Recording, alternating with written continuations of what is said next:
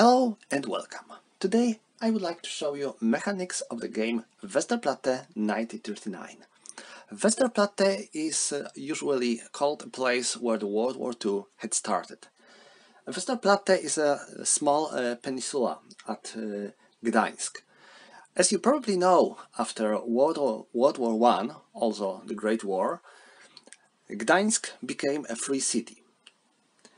And since Gdańsk was also the only port that Poland had a way to, it was a Polish window to the sea, and Poland can only transfer any military equipment through Gdańsk.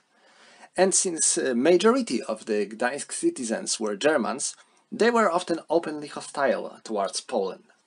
Because of that, Polish government asked the League of Nations if it can build its own ammo depot for the storage and transfer military equipment through Gdańsk.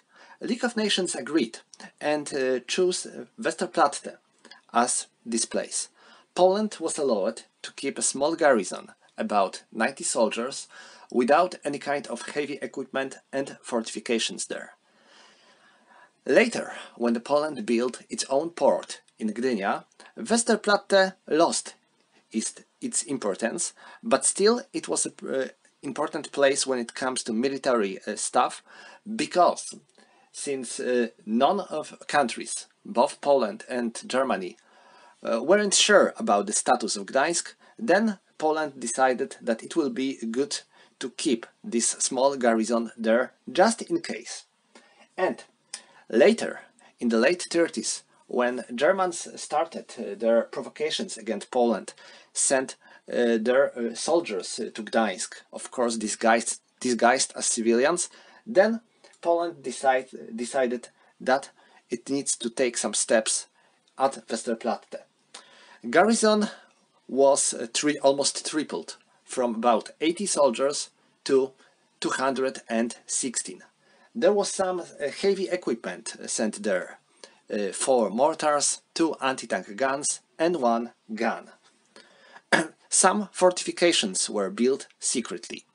But the Germans weren't completely aware of that stuff, because Poland did all this in complete secret.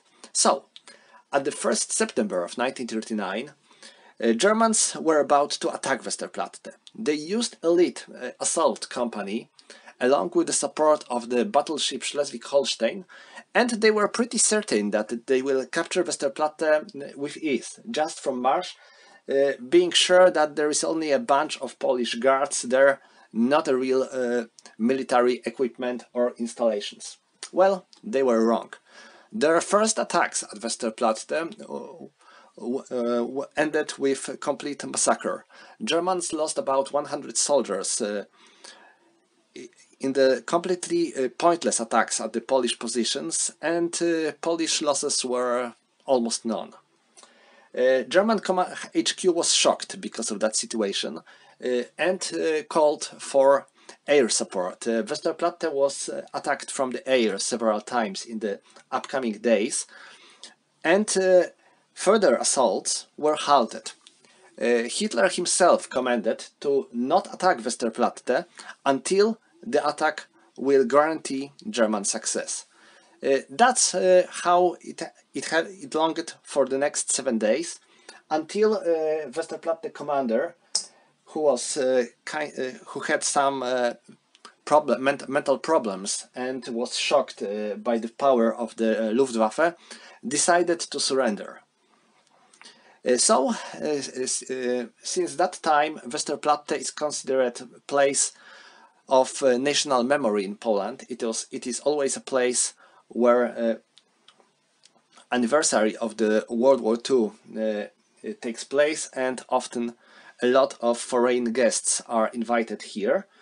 And it was also a battle that rarely appeared on the board games. I think there are 2 or 3 maybe games about Westerplatte, and this one that I'm going to show you today is fairly new, released at the end of the 2022. This game covers the Battle of Westerplatte. It is not 100% historical. Why? Because German assaults took place only at the first day of battle. Germans attacked Westerplatte twice with their full strength, and after their forces being driven away and massacred, they decided to not make any further attack. They had plans to support their forces with some Heimwehr Danzig units or SS, but it failed because SS proved to be completely worthless. Its soldiers tried to support Marine forces during the first day of battle, but they escaped from the battlefield. So Germans weren't eager to attack Westerplatte more, being sure that the fortifications of Westerplatte are almost as strong as Maginot Line. which isn't true, because Polish fortifications weren't actually that strong, they were only well prepared. So, in this game, it is assumed that Germans, despite their heavy losses, are trying to attack Westerplatte constantly for the next 7 days. And Polish player has to defend his positions for the 7 days. If he will last for these 7 days, he is victorious, otherwise he loses. To win the game, each player has to withstand losses. If a Polish player will lose 60 soldiers, a German player wins. If a German player will lose 250 soldiers or more, Polish player wins. Also, if a German player will capture a new barracks, which is the heart of the Polish defense, a German player is also victorious. So, this game comes with two scenarios, one is historical and the other gives more freedom to the players when it comes to setup, etc, etc, and two variants, two players variant and solitaire variant. I will stay with historical scenario and I will try to cover both variants in this video. So, let's start with counters. Each counter shows the number of soldiers it represents.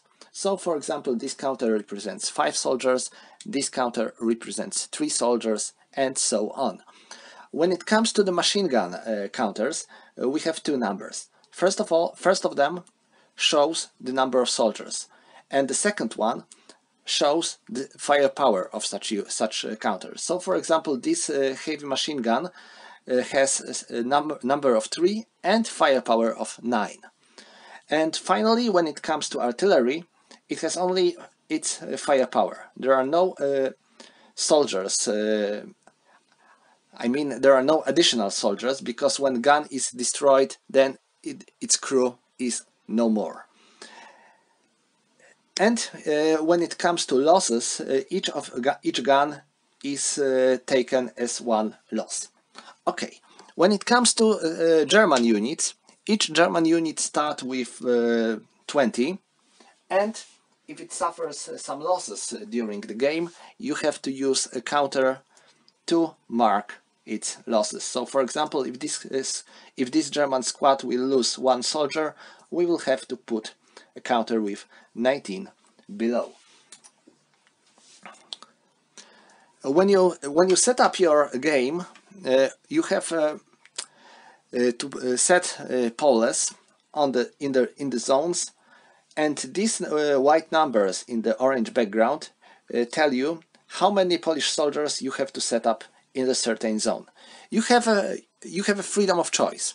You don't have to you can place, for example, here 5 soldiers, but it doesn't mean that you have to place these 2 counters. You might, for example, place one counter with 5 soldiers, or you can place one machine gun of 3 and two counters with 1 soldier, etc, etc. You may do as you like. You might be surprised with the number of machine guns here, but yes, Polish garrison, despite being a number of, well, strong company, had enough machine guns to be actually a battalion. So it was one of the reasons why German assaults were repelled with such big losses on German side. Now let's talk about the game's sequence. There are 7 turns and each of them is divided into a couple of phases. So each turn starts with special action phase. In this phase you have to draw a number of special action markers. It is noted in the scenarios how many these counters are drawn in each day. So for example, in the day 1 you have to draw 3 of them, in the second day you have to draw 4 of them. So let's talk about them a bit. They should be drawn randomly, but I will take some of them to show you some examples of them. These are support markers. When you are attacking, you can use them to get support and column shift for your attack. These are artillery bombardment counters. Germans have no artillery counters on board. They only have Schleswig-Holstein battleship here. But they can get additional artillery bombardment and air attacks. Let me look for air attack marker. Oh, here it is. Thanks to the special actions marker. These are German machine guns. The Germans have no machine gun units at the beginning, but they can get machine guns because of the special actions. There are also some historical events, like German attempt to make a sea landing through the port channel here. Since Germans tried to do, but their actions were repulsed as well. So you draw a couple of these markers from the cup, and you can use them right in the moment where they were drawn. For example, you can perform an artillery attack, or you may like to keep them for the further use. When you are playing a solitaire game, then the situation is a bit different, because they have to be used until the end of the day. So in the solitaire game, each of these counters that were drawn at the beginning of the day have to be used until the end of the day, and if they are not used, they are removed from the game. If the counter is used, it is removed from the game as well. It is not put back into the cup, but it is out of the game until the end of the game, or if they are all used. If all counters are used, you have to put them all back into cup and draw them again. Next we have German artillery attack phase.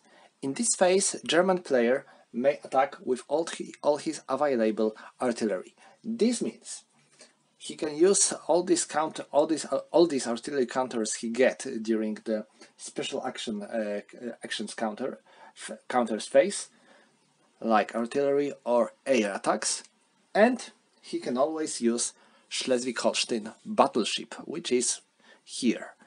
And how do we resolve artillery attacks? First, we are choosing who is going to fire, so let's assume we are using Schleswig-Holstein. It always fires with 26 strength. Next, we are choosing the target. So let's assume I want to pulverize Polish defense here, or maybe there, because this position is pretty important and strong, so let's attack this position. So I am choosing my target, and I am firing with 26 because Schleswig-Holstein has 26, and I make a 2d6 roll. Oh, this is pretty bad roll, because usually the lowest the better. And then I am checking artillery fire and air attack table. I had 26, so I am checking this column. I rolled 11, so I am checking this verse, and it is 7. So defender suffers 7 losses. But next, when we know the number of losses, next we have to divide this number by the modifier of the terrain. So, for example, this zone has a modifier of 3. This means that we have to divide this 7 by 3, rounding it down. So this means that defender suffers only 2 losses.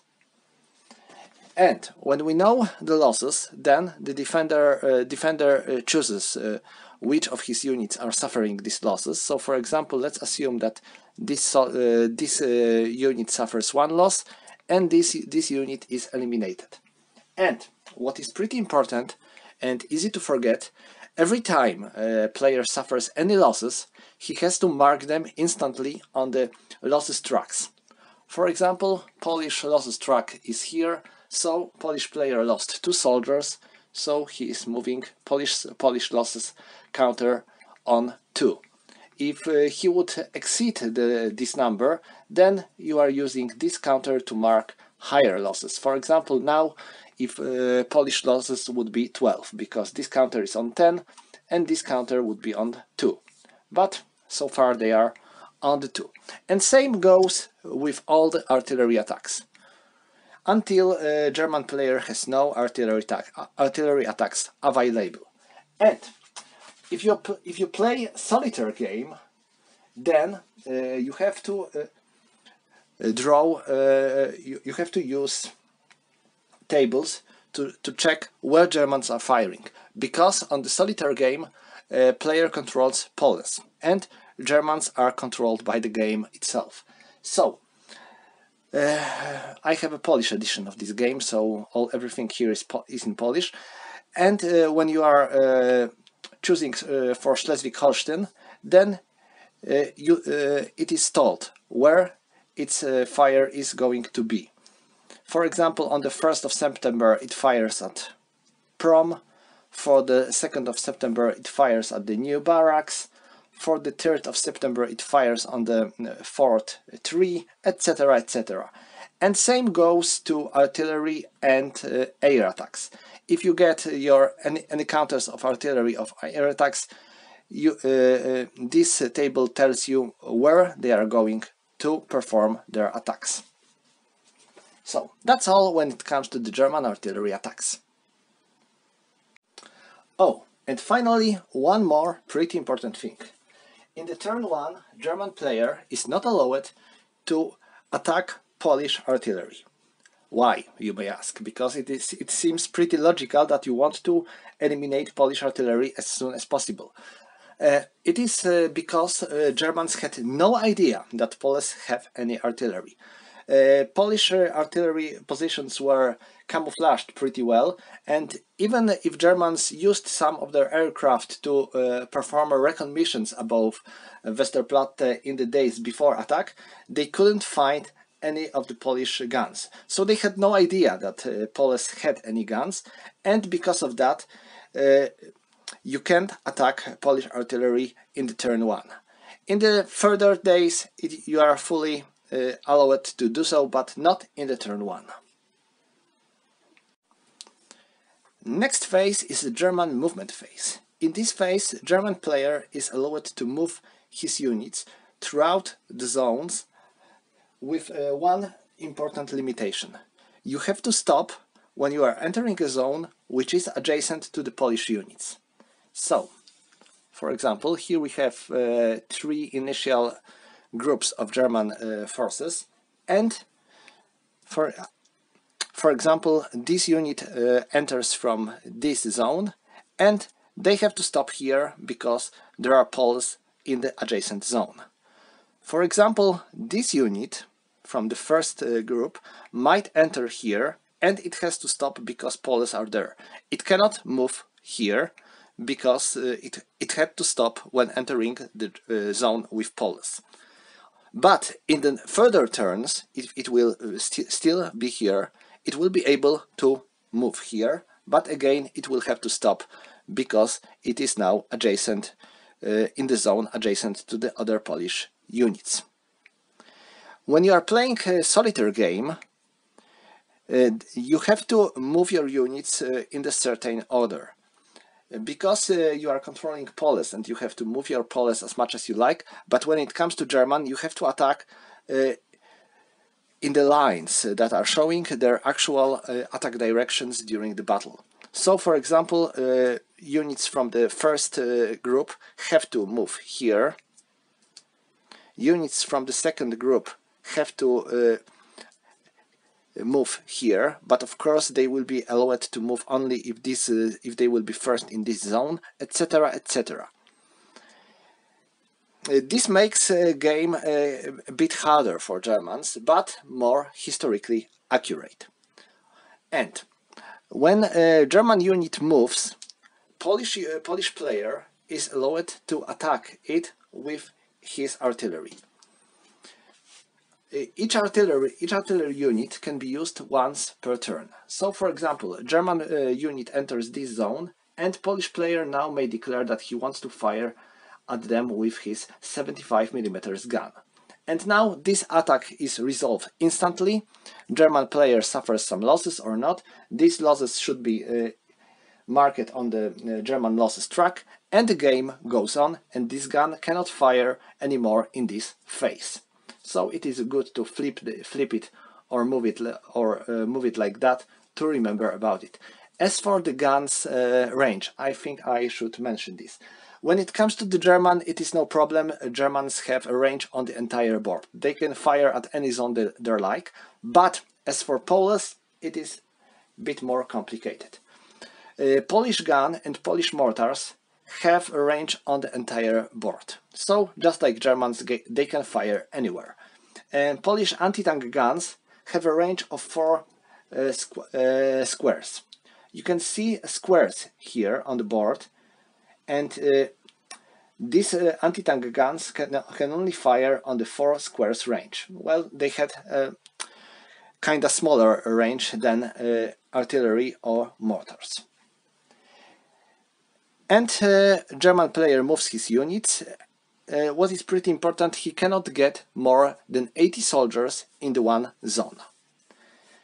If the German player will get special actions counters that allows him to perform sea landing operations in this phase, he can perform these sea landing operations now in the movement phase. This group always lands in this zone, and for this group he has to make a roll with d6. They might land here or there. So that's all when it comes to the German movement phase.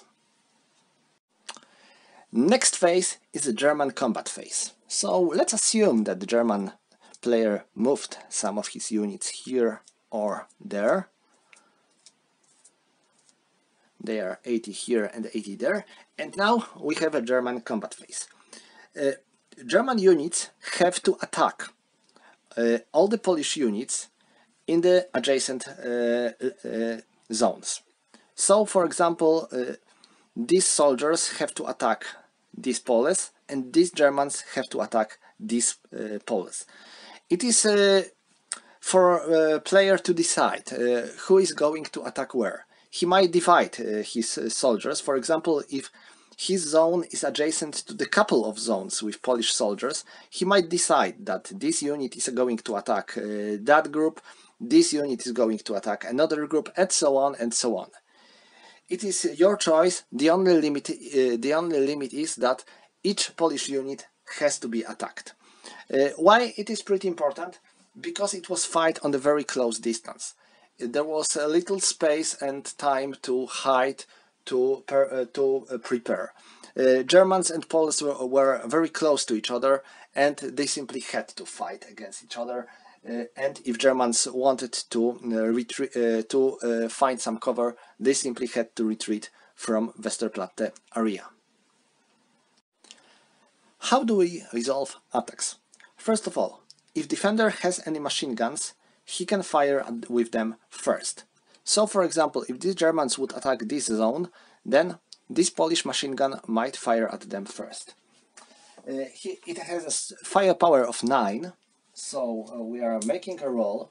in the MG fire table with the strength of 9. And we got 3. Oh my, this is pretty devastating. Germans suffered 11 losses. So one of their units is marked with 9. And I have to mark these 9 losses on the German track table, on German losses track. Next, when the machine gun attacks are resolved, then Germans might attack.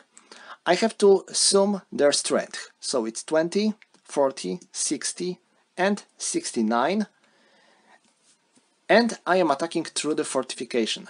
You always have to check the terrain to see if you won't get any negative modifiers. And of course, fortifications provides such modifier. It halves attacker strength. So I have 69. So now I have 34. I have 34 now, and because I am rounding down, so I have 34, and Poles had 6. So I have 34 versus 6. It is 6 to 1. So this is my odds, and now I am making a roll in the combat table in the 6 to 1 column. It is 5. 5, it is 2, 3. This means that attacker suffers 2 losses and defender suffers 3 losses. So they had 9, so now they have 6, and I have to mark these losses, and Polish player suffers 2 losses, so 1 and 2. And that's how do we resolve the combat. And now we have to resolve all these attacks we have to do. What is pretty useful, if you have a couple of your units in the one zone and they are going to attack, they are going to perform several attacks, then when your unit performs all its attack, you can flip it. Then you remember that this unit already attacked, and it cannot be used anymore in this phase. When the German attack phase is done, then German player is free to remove as many of his units from the board. Why? Because when you remove your units that suffered some losses, then you will be allowed to bring them back on the board in the next turn with their strength being back to normal.